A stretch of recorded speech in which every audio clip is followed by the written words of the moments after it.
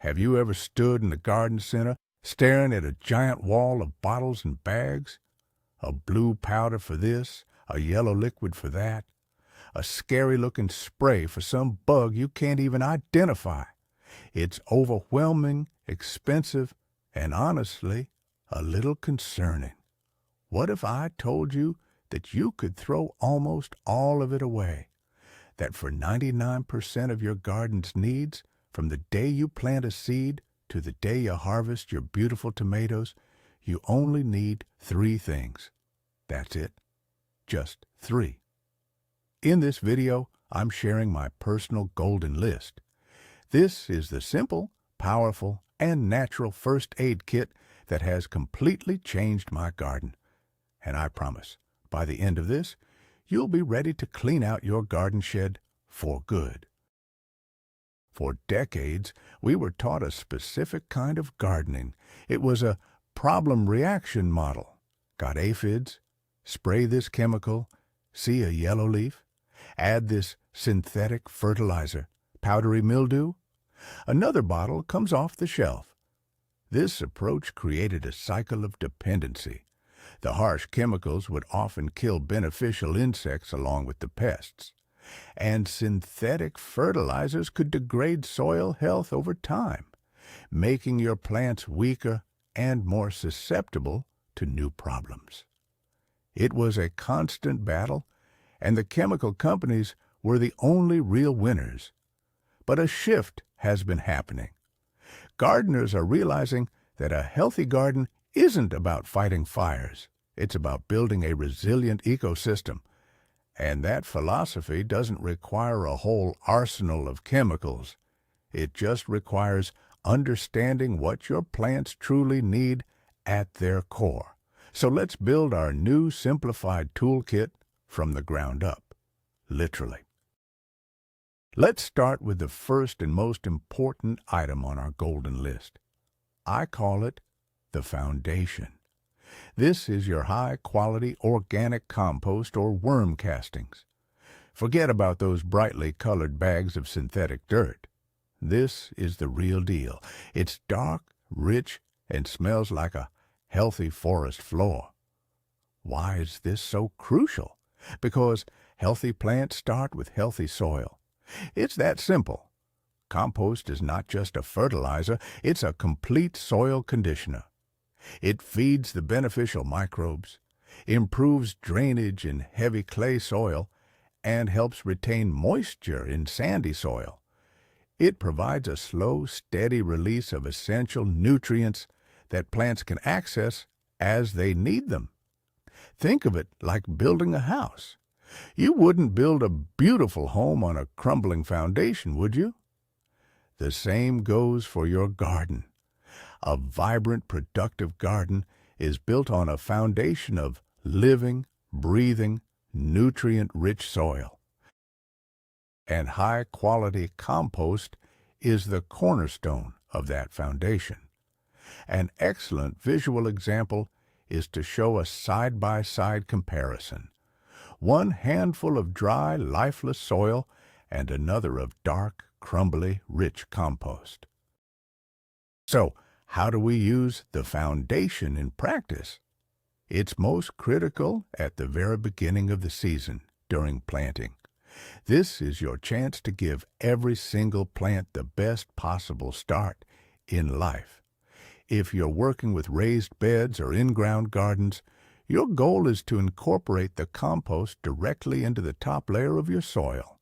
Don't just dump it on top. You want to gently mix it into the top 4 to 6 inches. I recommend adding about a 1 or 2 inch layer of compost across the entire surface before you plant.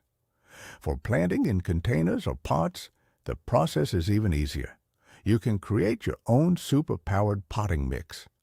A great recipe is to mix 1 part compost or worm castings with 2 parts of a standard potting mix or coconut coir. This creates a medium that is both rich in nutrients and has excellent texture for root development. For a visual, you could show the process of amending a raised bed. using a garden fork to gently mix in the compost, creating a dark, uniform texture, ready for planting. But the job of the foundation isn't over after planting day. One of the biggest mistakes gardeners make is thinking they need to constantly add quick-release liquid fertilizers throughout the season. With a strong compost base, you often don't. Instead, you can use a technique called top dressing. About midway through the growing season, especially for heavy feeding plants like tomatoes, peppers, or squash, you can apply another layer of compost. Simply spread a thin half-inch layer around the base of each plant, extending out to its drip line, which is the edge of its leaves. Be careful not to pile it up against the main stem. Then, gently work it into the surface of the soil with your fingers or a small cultivator, and water it in well. This acts as a slow-release nutrient boost that will feed your plants for weeks, encouraging steady, healthy growth without the risk of fertilizer burn. A great shot would be showing this top dressing process on a maturing tomato plant, highlighting how simple it is. Now for item number 2 on the golden list. This is the protector, and it is simply 100% cold-pressed neem oil. Now let's bust a myth right away. The myth is that to control pests and diseases, you need a powerful synthetic pesticide that kills everything it touches. That is not true, and it's incredibly destructive. Neem oil is different. It's not a knockdown poison.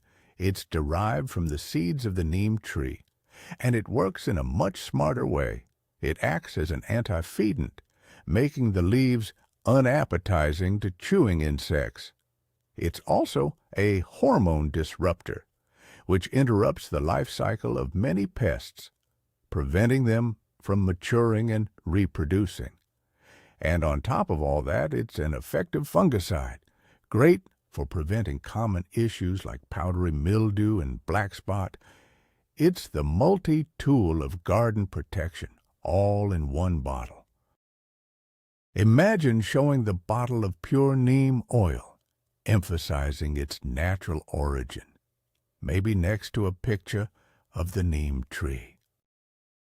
The absolute best way to use the protector is preventatively. Don't wait until you see a full-blown infestation of aphids covering your kale. By then you're playing catch-up. The key is to make it a regular part of your garden routine. Here's the simple recipe for a preventative spray. In a 1-gallon sprayer, mix 1 gallon of warm water, 1 to 2 teaspoons of pure neem oil, and about half a teaspoon of a mild natural soap. The soap is important. It acts as an emulsifier, helping the oil and water to mix. Shake it vigorously. Then, once a week, either early in the morning or late in the evening to avoid leaf scorch, spray your plants. Be thorough.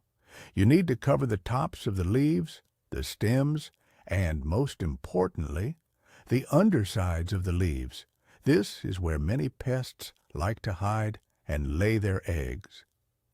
This regular light coating makes your garden an inhospitable place for pests from the very beginning. A great visual is demonstrating the proper spraying technique, making sure to hit the undersides of the leaves. Okay, so you've been busy, and you forgot to do your preventative spray. You walk out to your garden and see the telltale signs of trouble, a cluster of aphids on a new stem, or the white dusting of powdery mildew on your squash leaves. Don't panic. The protector can also be used as a treatment. For an active infestation, you can mix your neem oil spray a little stronger, perhaps up to 1 tablespoon per gallon of water. When you spray, make sure you get direct contact with the pests you see. Neem oil needs to touch the insect to be most effective. You may need to repeat the application every 5 to 7 days for a couple of weeks to break the pest life cycle completely. For fungal issues like powdery mildew, the spray creates a film that suffocates the existing spores and prevents new ones from taking hold. The key is consistency. One spray won't solve a problem, but a dedicated series of applications will. You could show a before and after shot of a leaf with aphids, and then the same leaf clean after treatment. We have our foundation and our protector. The final piece of our golden list puzzle is the booster. This is a high-quality liquid seaweed or fish emulsion fertilizer, while compost provides the main meal. Think of this as the essential multivitamin for your garden. Standard fertilizers often focus only on the big three nutrients: nitrogen, phosphorus, and potassium, or NPK, but plants, just like people, need a wide range of micronutrients and trace minerals to be truly healthy. Things like magnesium, boron, and iron are vital for processes like photosynthesis and fruit development. Liquid seaweed and fish emulsion are packed with these elements in a form that plants can absorb very easily, both through their roots and their leaves. This booster helps improve a plant's resilience to stress from heat, drought, or transplanting, and it fuels the kind of vigorous growth that leads to an amazing harvest. A perfect visual would be to show the dark, concentrated liquid being diluted in a watering can, turning the water into a rich brown tea. So, when is the best time to use the booster? One of the most critical moments is when your plants are young and vulnerable. Seedlings that you've just started or young plants that you are transplanting into the garden undergo a lot of stress. Giving them a dose of diluted liquid seaweed fertilizer right after transplanting can dramatically reduce what we call transplant shock. The nutrients and natural growth hormones in the seaweed help encourage rapid new root growth, allowing the plant to establish itself in its new home much faster. You can use it as a root drench, simply watering the base of the plant with the diluted mixture. For seedlings still in trays, you can use a half-strength solution once a week to promote strong, stocky growth instead of weak, leggy stems. This early boost sets the stage for a much healthier and more productive adult plant. You could show a side-by-side of two transplanted seedlings, one looking wilted and stressed, and the other, which received the booster, looking perky and strong. The second key time to bring out the booster is when your plants enter their production phase. I'm talking about when your tomato plants start to form flowers, when your squash begins to set fruit, or when your peppers are developing. This process takes a huge amount of energy and a wide array of micronutrients. Applying your liquid seaweed or fish emulsion fertilizer every 2 to 3 weeks during this fruiting and flowering stage can make a massive difference in both the quantity and the quality of your harvest. It provides that extra bit of fuel needed to develop more blossoms, which means more fruit. It also helps the plant develop sweeter, more flavorful produce because all the necessary trace minerals are readily available. It's the secret ingredient that takes a good harvest and makes it a truly great, memorable one. A time-lapse video showing a plant flowering and setting fruit after an application would be a fantastic illustration of this. Now, the real magic of this golden list isn't just in the individual products. It's in how they work together as a complete, synergistic system. It's a beautiful cycle. You start with the foundation, the rich compost, which builds healthy, living soil. This healthy soil creates strong, robust plants with powerful immune systems. These naturally strong plants are far less attractive to pests and diseases, which means you need to use the protector, your neem oil, less often and more as a simple prevention tool rather than a constant cure. And when those healthy plants are ready to produce, you give them the booster, the liquid seaweed, which provides the targeted energy they need for an abundant harvest. Each step supports the next. You're not just treating symptoms anymore. You are building a fundamentally healthy and resilient garden ecosystem from the ground up. This is the difference between constantly fighting your garden and working in harmony with it. So there you have it, the golden list. Your foundation, high-quality compost. Your protector, pure neem oil. And your booster, liquid seaweed fertilizer. That's it. That's the core of your new, simplified, and powerful gardener's first aid kit. Imagine your shed or garage, free of all that clutter. No more half-used bottles of mystery chemicals. No more confusion.